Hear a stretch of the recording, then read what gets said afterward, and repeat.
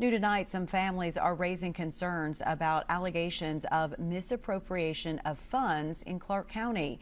It came up during Tuesday night's school board meeting. That there are two individuals on the school board who are under criminal investigation for misappropriation of funds for another board in which they are members. We ask that these individuals are suspended or relieved of duties immediately. Just like the state, I called the county attorney as well today, and he had no information at all.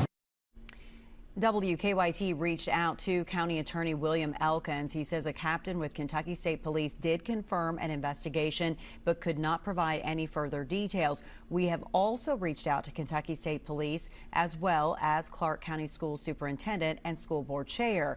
In a statement, Superintendent Dustin Howard said, quote, "I want to be clear that the Clark County Board of Education has no allegations against it, nor does our board have access to any public funds," end quote. The statement goes on to say the district will comply with any possible ongoing investigations moving forward.